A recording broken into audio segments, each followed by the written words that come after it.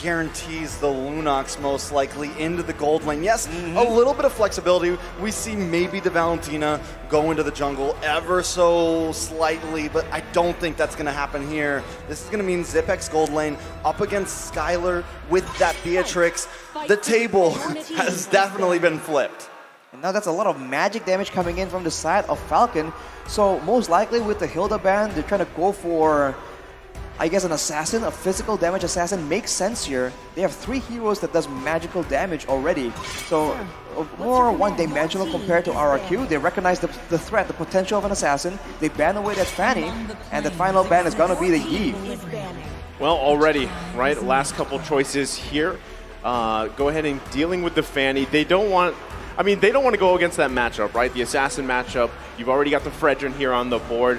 Eve was a great last ban as well from Falcon. They take that utility out. It's going to force something here on Clay to respond, especially to that Valentina again, and be cautious of exactly what ultimates you're providing here. Because right now, there's not many great choices, right, for Justin to take.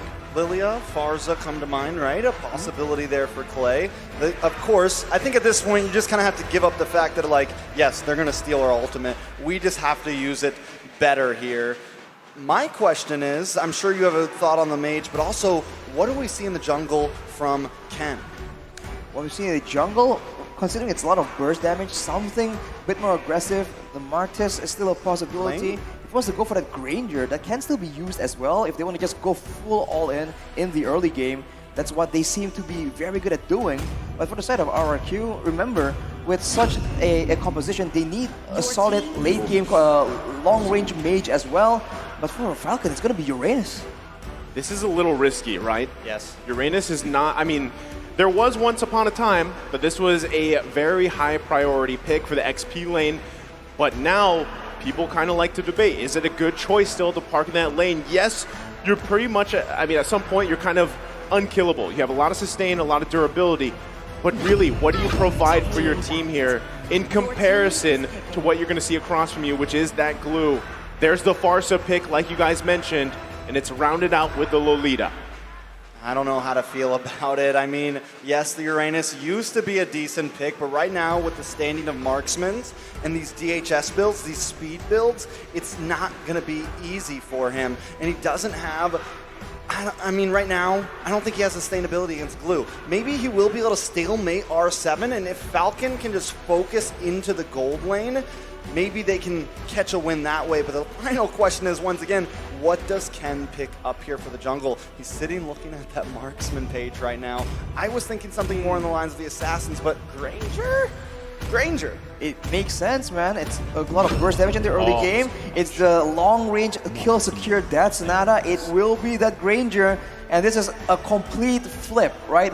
This is Falcon going all in the early game, maybe banking on a split push Uranus in the late game, but for RRQ, it's team fight all the way to add to their crowd control. Even a Numeron Blast on a Lolita, it makes sense, but will it work? I don't know. So much is on the line right now. And the Granger failed in game 1. If Falcon wins it in game 5, it's going to be a statement. That's going to be a redemption arc for Ken alone here. Falcon, though, I mean, both team compositions, they've got their win conditions. It's going to come down to the execution factor and who can set the pace first, set the tempo, as that's been the story, the narrative between these two teams here. And now we're down to that final match as we just wait to load up here. Again, two teams, the lives are on the line. Ladies and gentlemen, welcome to game number 5. Will the kingdom thrive or the Falcons soar on? We're about to find out. Just like that, we're into the game. Looking at the emblems, nothing too crazy. Killing spree yet again in the hands of Ken on the Granger, trying to make sure that he can go as aggressive as possible. And remember, from so far away, this roster, this composition coming in from Falcon can just instantly pick someone off. So in the early game, it's definitely a safe play coming in from RRQ, logically speaking. But sometimes RRQ, they don't operate by basic logic. Oh, already trying to make a gank on a Zipex, and this is what I wanted to see Falcon do, but RRQ taking the initiative over that gold lane. Well, right now, you can see, right? They need to focus as much as possible on ZipX, not allowing him to get an advantage here in that gold lane matchup. Skylar needs to be able to come online as fast as possible as well, and still the objective game is going to be up to Albert and Ken. Can Ken get the tempo on this Granger pick? That is going to be crucial for him as the fight for even the purple buff. The tension is here. Vin getting in position. Ooh, a lot of damage on a Naomi there. Albert has claimed that position. Ken maybe going to try to pull something here. Big stun on a Justin. Justin able to flicker away. Yellow flash also coming in, but the Appraisal's Wrath deletes Ken. First blood to the side of RRQ. It's first blood for RRQ, and that is Ken shut down again in the early game. We're seeing glimpses from game number 2 right here. That is not the start that a Granger wants in this game. And with that pressure, they're already trying to translate that to the other side lanes. Clay on this far side has been very actively roaming around. This is what they need to do. Abuse that mobility from the wings by wings. Yeah, I think biggest thing here, you use that mobility to your advantage. You find picks if you can. If not, secure the objectives, right? That's exactly what RRQ is going to do here with this first turtle. Just going to go cleanly in their hands. Able to continue to build on this tempo. Whoa! And trying to get the play. Oh! Will get stunned here. Vin trying to cock it low, but they both respond. Ken goes down. Vin finds the kill. Justin tries to help out, but not fast enough. That's 2 deaths for Ken in only 2.5 minutes. It's a death for Ken, but on the bright side, they were able to take Skylar out, but they used so much time and resources to ensure that result. In the mid lane, both are trying to build for a Clock of Destiny. The burst damage from the mid lane definitely favors Clay in the early stage. This range coming in from the Feather Airstrike is something that Falcon hasn't been dealing with in the past few games. Yeah, and at the same time, you know, Naomi being on this Kaja, it's a little bit different here, right? Instead of that Franco, you've got to put yourself in a position to be able to get that Divine Judgment off, and finding the right target as well is going to be difficult with 3 tanky boys here. Look at the pressure on the purple buff. Albert just continues to come in, Clay creating space for his team to claim this buff. Vin about to use that Moba blast. Ken finds R7. A nice play. The stun does land down on a Falcon, so they can't push the objective too much. So they trade a purple buff. Oh, ZipX finding Skylar in the off lane as well. Falcon trying to keep the tempo. Early game Lunox damage. If you're a squishy mage, you do not want to deal with that. This is showing again the flexibility of ZipX and how much you're trading when you try and shut down Ken. RRQ is spending so much time, but they're allowing ZipX, the man who was carrying the past 2 games, to actually have a good time in the lane. Well, at the same time, I'm wondering here, right? With ZipX having that lead now. Again, Skylar's died twice, so that already puts you in a good position. If you're ZipX here, a little action in the mid lane, not going to convert into anything just yet, but still, transitioning mid-game, you've got to be careful of that damage from this Lunox pick. Has the Mystery Shop, will be able to scale quite quickly, especially if more kills go in favor of ZipX. You can see already attention being put there on the top side. Turtle now up here. The turtle dance going to ensue. Albert in position. Yeah, and Clay does not have the Feathered Airstrike right now, so the sniper shot does come down. Vin with the Moon on Blast trying to create space. Watch ZipX comes in, gets some nice damage. Skylar takes a turtle. Albert finds Naomi. Now Ken with a lot of range dropping that Destinata, but Yellow Flash a little bit too deep. Will get deleted once again. Albert with a double kill. Justin tries to flicker, but Skylar finds him. ZipX trying to dodge. Nice flicker, but R7 is here along with the rest of the team. R2 wants suppression coming down, and ZipX, along with the rest of the team, fall. The crowd is wild, and RRQ reigns supreme in the early game. It's effectively a wipeout for RRQ, man. Every single member of Falcon fall, and this is what RRQ is able to do. Once they smell blood in the water, they just keep going. They don't let you escape. With that huge play, you can see Skylar recovers. Having that BOD right now, that's a lot of burst damage, and Ken is just in such a tough situation. Only a Hunter Strike when he is supposed to be the main carry in the mid-game for the side of Falcon. It's just catastrophic as R7 has a reading armor, so even if Justin wants to step in, if ZipX wants to try and burst him down, it's going to be very difficult, and Albert follows with a radiant armor of his own.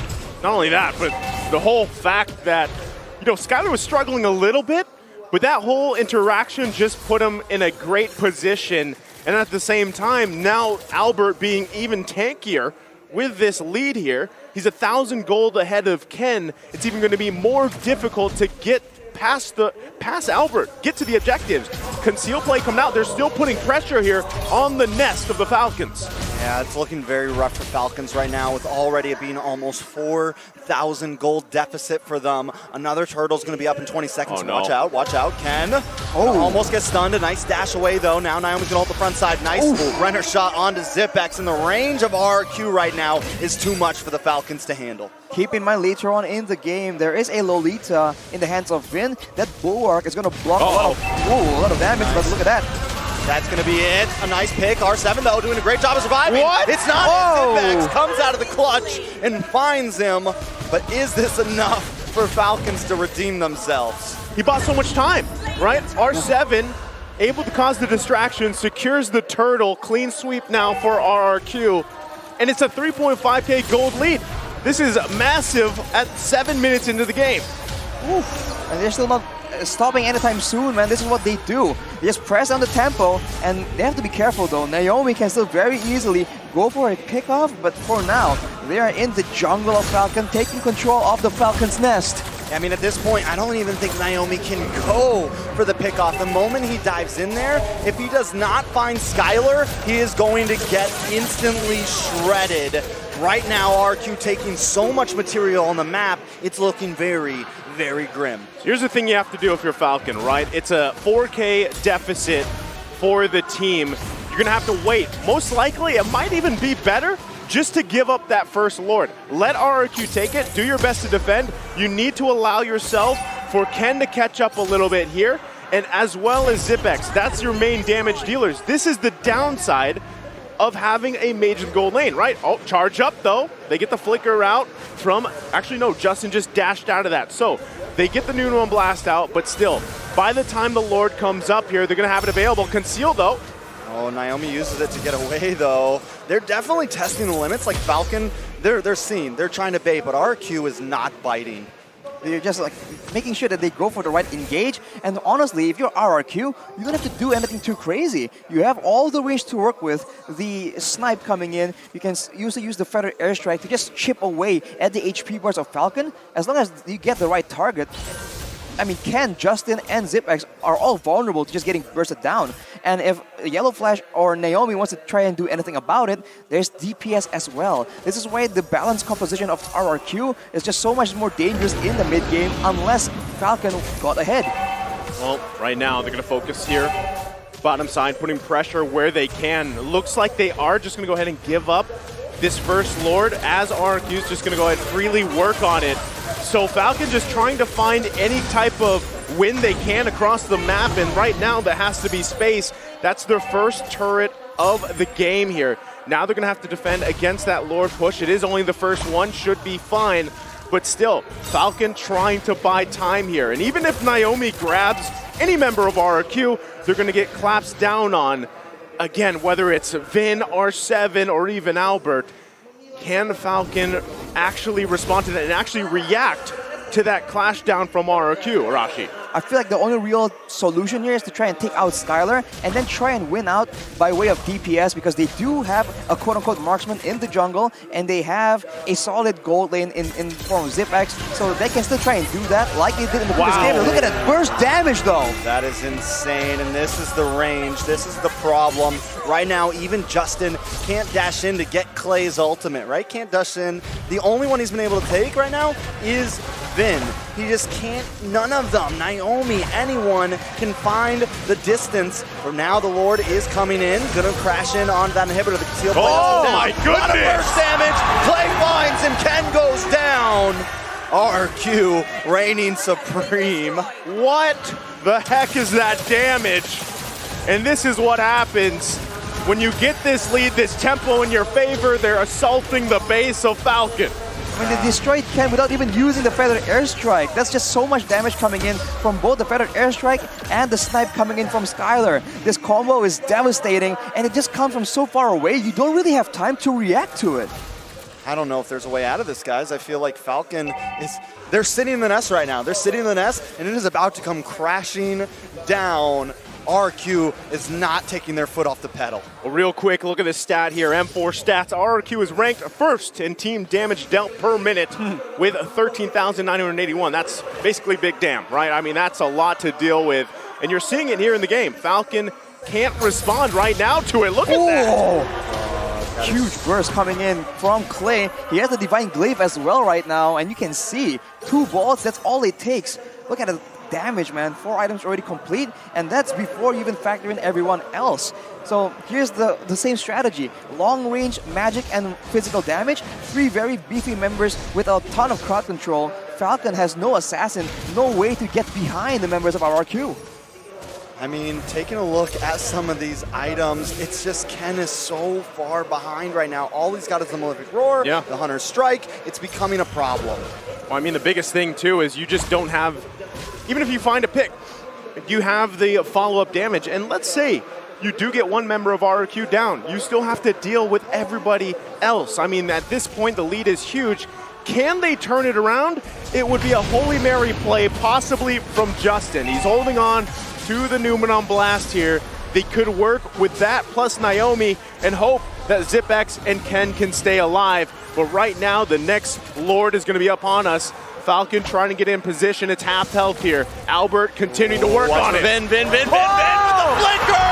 Down goes ZipX. Ken will get stunned. R7 going to try to capitalize on this. The rest of RQ has found the blood. They smell it. Albert's going to hang out by this Lord, but Vin with the outplay.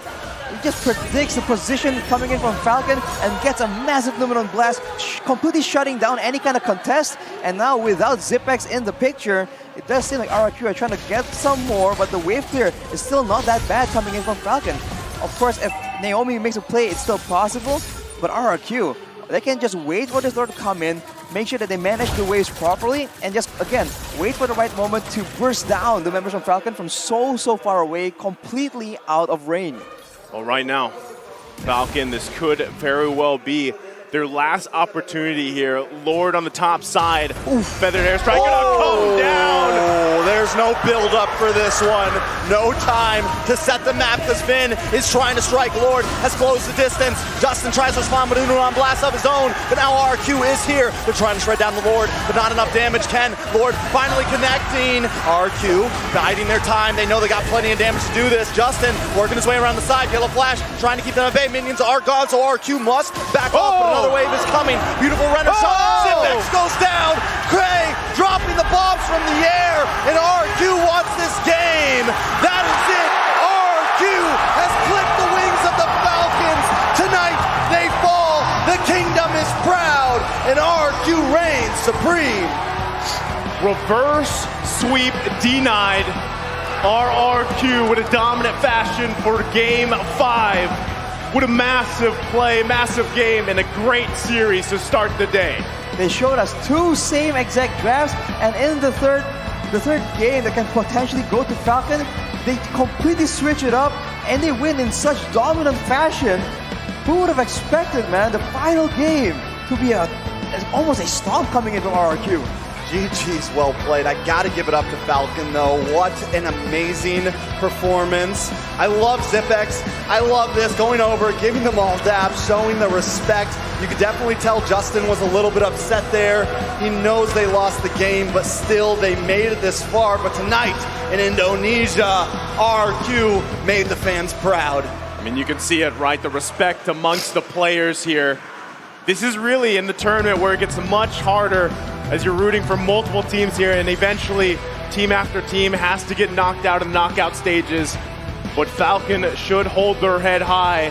They had an amazing run in MSC and now here at M4, but it's RRQ that gets the victory. We move on to the next step in the tournament. The Kingdom strikes back.